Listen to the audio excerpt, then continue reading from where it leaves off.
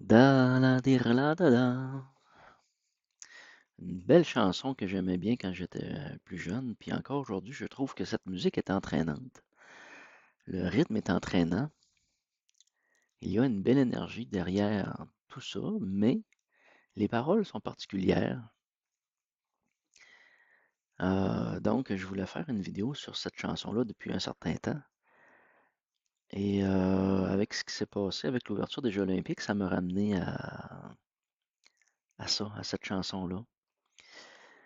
Euh, pour moi, la première observation que je faisais de ce dire-là, dada, c'était un peu vivre et laisser vivre. Vivre et laisser vivre. Et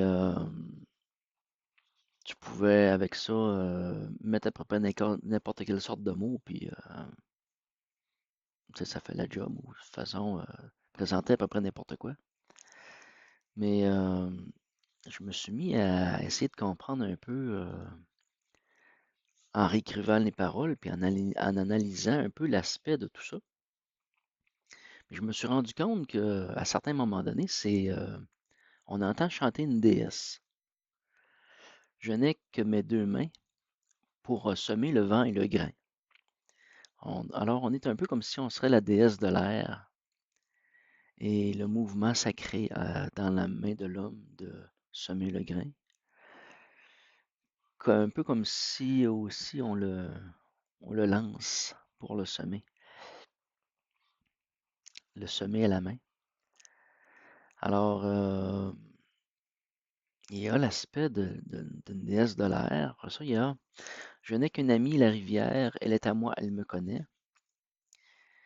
Euh, Ça nous ramène à une drôle d'observation sur la possession de elle est à moi, elle me connaît.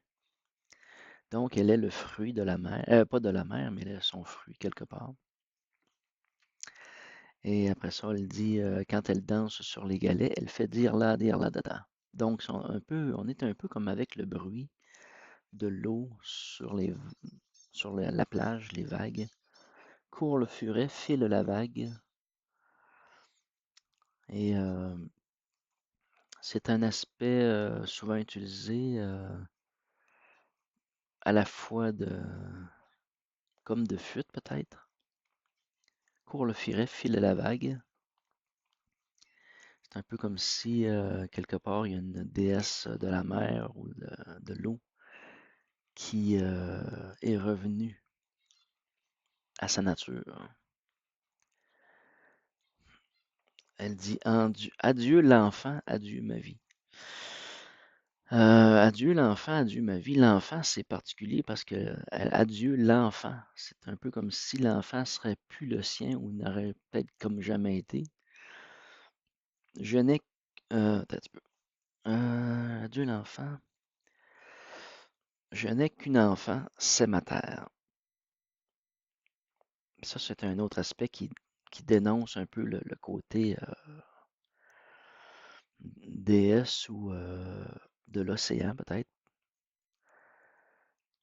que c'est la mer qui a fait naître la terre. C'est la mer qui a fait naître la terre. Donc, je n'ai qu'une enfant, c'est ma terre. Je n'ai qu'une amie, la rivière. Alors là, les paroles prennent plus de sens avec le, le défilement ou le rythme naturel des nuages et de la pluie et tout ça. Et la chanson se termine en disant j'aurai l'océan pour toi qui chante dire la dada. Donc, c'est l'océan qui chante dire la dada. Et j'aurai l'océan pour toi, c'est vraiment comme une déesse qui offre l'océan. Il y a un autre aspect dans les paroles que j'aime beaucoup, c'est je vivrai dans un monde d'algues. Court le furet, file la vague. Je vivrai dans un monde d'algues. Elle préfère retourner à la mer. Donc, dans ça, il y a une émancipation de la femme. Il y a l'émancipation récupérée par le féminisme des années 80, début 80, je pense, je ne sais plus trop là, dans quelle année que ça a sorti. Et c'est un peu comme si un chant sacré a été repris et a été mis au goût du jour. Et pour moi, il y a comme un petit peu une nonchalance, on se déresponsabilise, on laisse tout tomber puis on s'enfuit. C'est quasiment comme une fuite, c'est plus une fuite qu'une prise de pouvoir elle-même, là. Puis à la limite, c'est un peu comme si elle renie ses enfants, ou qu'elle ne les reconnaît pas comme étant ses enfants d'une certaine façon. C'est un peu particulier. Alors, c'est pour ça que je disais que les paroles sont très ordinaires, mais d'un autre côté, il y a d'autres paroles qui sont sacrées à travers tout ça. Il y a comme un chant sacré avec un rythme de fête et de joie, de festivité, qui ont un goût plus gitan et à la fois sacré. Et il y a une espèce de... Comment je peux dire ça?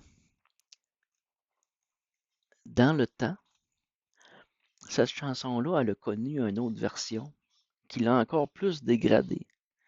On arrive avec un chant sacré, quelque chose qui pourrait être vraiment euh, fort et nourrissant. Puis là, il a été comme saboté avec l'espèce de goût du jour. Puis dans la deuxième version, qu'il y a eu plusieurs années plus tard, des années peut-être 90, qui était encore plus de mauvais goût,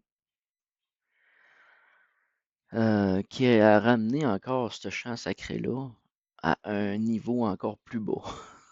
C'était une vulgarité pour moi. C'était comme, en tout cas, sans vouloir forcément dénigrer Dalida, c'est c'est pour moi quelque chose qu'on observe encore aujourd'hui à travers des rituels de la société ou au travers des chansons, qu'on vient distorsionner, déformer des choses qui sont sacrées pour les détester. Mais ce qui est triste dans ça, c'est que le sacré n'est même pas récupéré pour être repris puis rechanté de nouveau, remise en scène d'une façon sacrée et de façon au grand public. Tu sais. Je me vois très bien réécrire des paroles sur cette chanson-là, puis la ramener à sa sacralité. Puis je vais essayer d'en faire l'exercice. Et en tout cas, pour cette vidéo-là, ça complète pas mal. Euh, je vais faire une autre vidéo sur le paradoxe ou les paradoxes concernant aussi en lien avec la cérémonie d'ouverture des Jeux olympiques. Merci.